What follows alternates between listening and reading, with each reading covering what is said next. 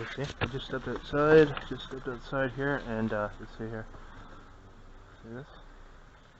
The moment I stepped outside here. Backing in, you can see that clear. And then look at this here. So coming out here, and you got these people positioned here. See if we get a fake cough. Go by.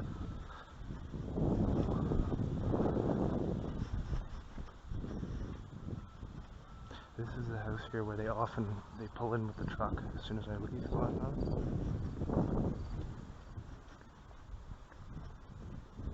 Yeah, a lot of times they'll arrive home as soon as I leave. As soon as I arrive, they'll pull in with the truck there.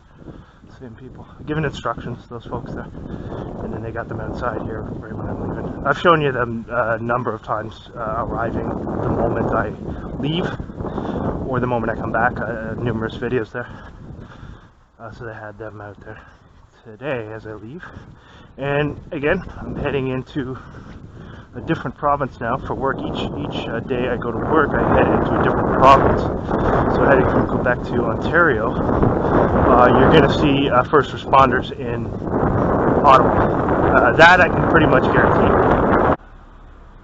Red jacket there, another red jacket over there. See? Let's see if it goes here.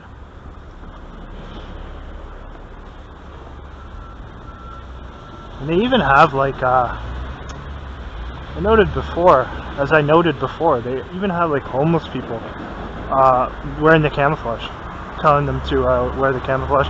They probably throw them a few bucks or something like that and say put it on.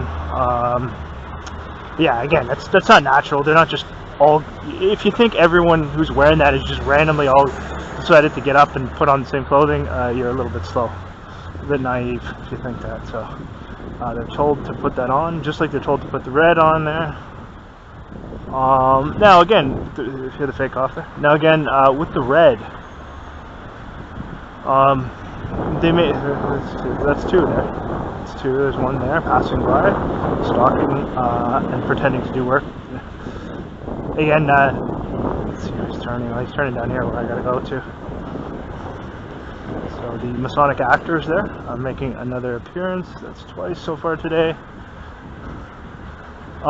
Yeah, with the red, now they may not even know why. They just give it to them and say, okay, put this on. So like, not everyone who's wearing that knows exactly why, but they're following their instructions, eh? Probably some do, but there are some of them that are just doing it because they get their pay and they don't ask questions. They just do as they're told. Time is it now? 44.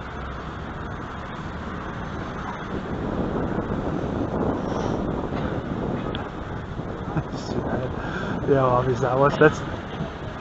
She's still coughing. There's two there. Two fake coughs in the last minute and a half there.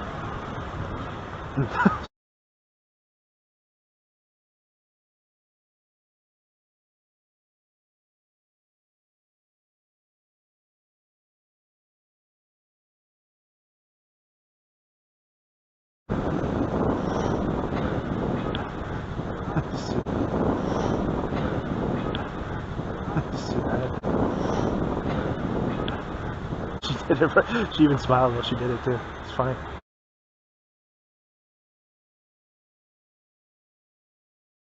Just leaving for work now, and we'll see what we have today. There's probably going to be some stuff set up in Ottawa today with Firstresponders, and we'll see what happens tonight if these two characters once again follow me. Again, I'm just going to capture footage if they do, and we'll see what goes on there. Again, I didn't intend to have any interaction with them, and I probably shouldn't have said anything to them, but when they turned around and tried to make it look like I was causing the problem, I had to start, pointing out that it was them. Otherwise, it would look kind of fishy, and if other people around went and said something, they could try and invert the situation. So again, that's why they had that guy on the bike show up with precise timing to start screaming so that other people who may have been in the area would look over and possibly think that I was causing a disturbance with the two stalkers. So and again, it was set up methodically with the police showing up right at the time that occurred. So all done to attempt to gaslight and to attempt to misrepresent and make the target look like some sort of horrible person. Because they have to do that, because their stalking activities are so obvious, and I've been consistently exposing the stalking of the police and the first responders, so they have to try and invert it in some way. Here's the red shirt here for the first red shirt of the day there. Look at this over here. See the pointing the phone with the red jacket there? Look at this, huh?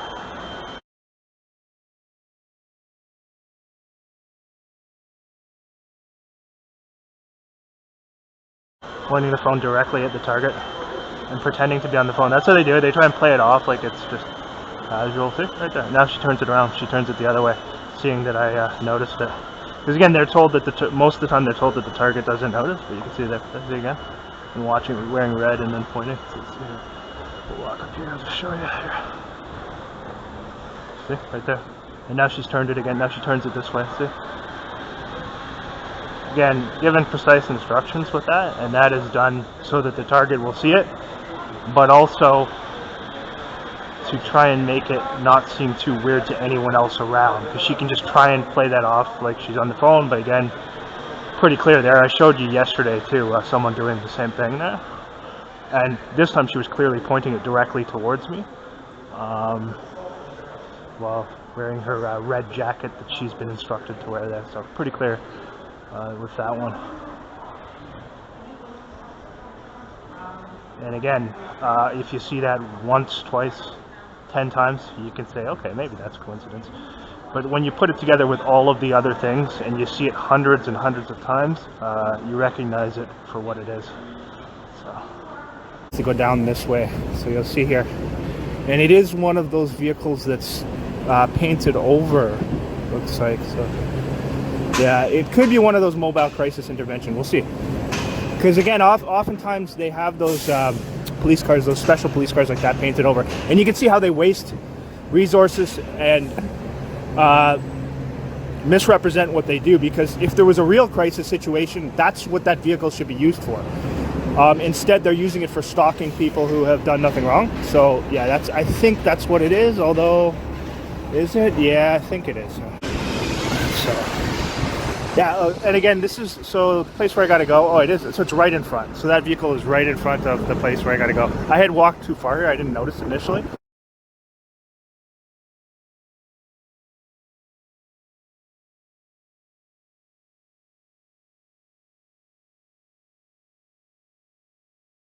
But yeah, the bank where I have to go, you'll see right here. The cop car is right in front of the bank here, where that I have to go inside of. So they set up something fake with one of the actors there, performing his acting skit there, pretending. And then they got the car here. Right out front, I got to go into the bank here, and you can see again, right in front of the bank where I have to go, they set this up, and they set up something fake also here, putting a guy, one of the fraud masons, the actors on the street there directing traffic, all coordinated very clearly. And you can see the amount of resources that are put into this. They're literally causing traffic to be slowed down because of this. And but yeah, see the vehicle there? Done clearly with intent. And then they have the people who work alongside them kind of swarming all around. In case I say anything to them and call them out on this, they'll have people come up and confront you. So I don't say anything to them 99.9% of the time. That's the best way, because they want to draw you into a gaslighting situation. So that's what was done there. So now I've just come back outside of the bank, and you can see the police car is gone, and the other police who are at the intersection are also gone. And miraculously, the lights that they had were supposedly burnt out are working again here. Isn't that funny how that works? See how quickly that worked too? But yeah, they had it set up right there. He was parked right here, and this is the building where I was going into the bank, right here to the left. So again, they set that up to make it very obvious to the target. You can see that. And now you hear a siren coming down here. Let's see here. Oh, it's an ambulance down the street, is it? Yeah. So you can see first responders down there. Yeah, an ambulance up the street there. Blocking off traffic and wasting everyone's time as usual. They're off in the distance there, see? Way down there. See the lights flashing there? Again, setting up something fake as usual, knowing that I would be coming down here. So you can see the amount of resources that are put into this and the amount of time they take to set it up. It takes time to set something like that up. But they knew, I made an appointment actually late last week to go into this bank. So they knew I would be coming there, right? Obviously they monitor the emails, all that stuff. I know they monitor everything online. So that's why they had it set up with such precision, knowing that I was going to be going in there today. You can hear what's going on out here now. Oh, it's something fake. And then we got the police coming down for something fake here. See? Turning on a siren and attending to nothing here. It's something fake here. Right in front of where I'm working again, and then they'll turn it off as they go by. See that? Paramedic there, wasting everyone's time and blocking traffic off.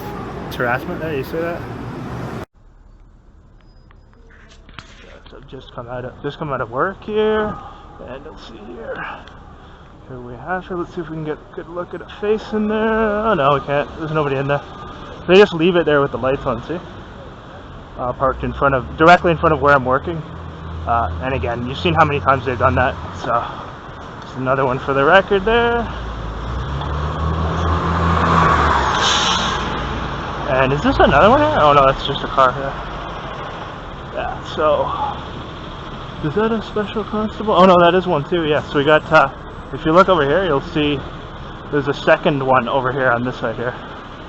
So one there. Can't tell if there's anyone in that. I think there is, yeah. You hear the fake cough from this guy over here. Hear that? The guy with the red shirt does fake cough. So nobody in there right now. And then over on this side here, you'll see another one there.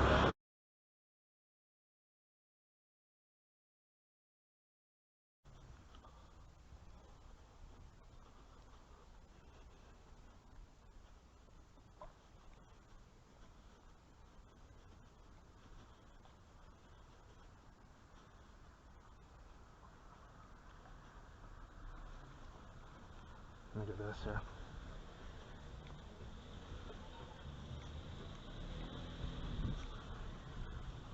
Look at the time in there, eh? Right exactly as I arrive. Given instructions clearly, you see that? That house has done it quite a few times as well. So that was precise there. I'm just leaving for work this afternoon. And you'll take note also of how many people are home here during the day on this street. I pointed that out before. Certainly doesn't seem like there's many retired people here, so you gotta wonder, well, you don't have to wonder how they're making ends meet. It's pretty obvious. But yeah, pulls in the moment I arrived there, so start the afternoon off with some same time exit entry there. Got the plane flying over. And you saw how precise that was there too.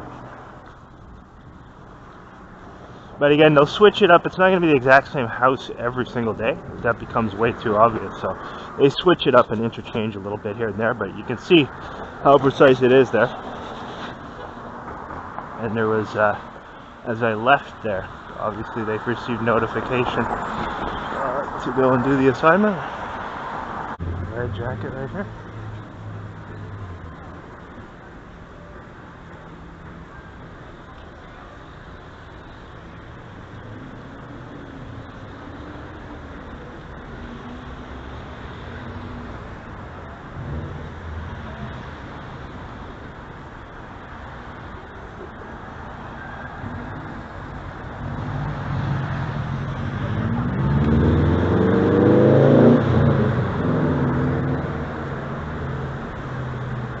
And finding people in a major city who have not signed on to take part in these things is rare. It's very rare.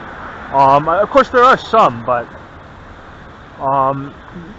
large amounts of the populations in major cities are all on board with this stuff. You can see it. Even if you don't look at what they're doing, like the actions, you can see when you're all wearing the exact same clothing. I mean, that doesn't just happen naturally, right? So,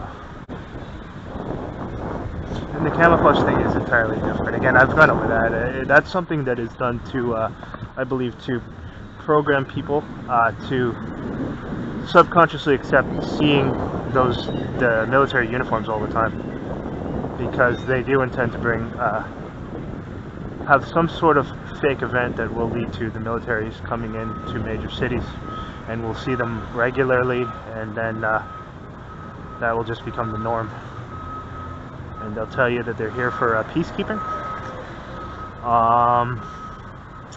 but the reality will be something entirely different. So, because everything's done through deception with these people, so it's not going to be the truth that they're going to tell you about that situation. Why would they tell you the truth about that when they haven't told you the truth about anything else? So we got a police car parked over here next in front of CTV there, knowing that I would mosey on over here for a brief stroll here.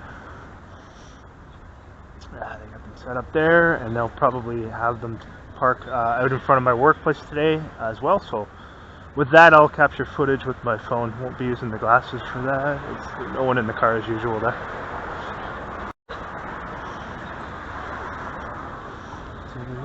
Yep.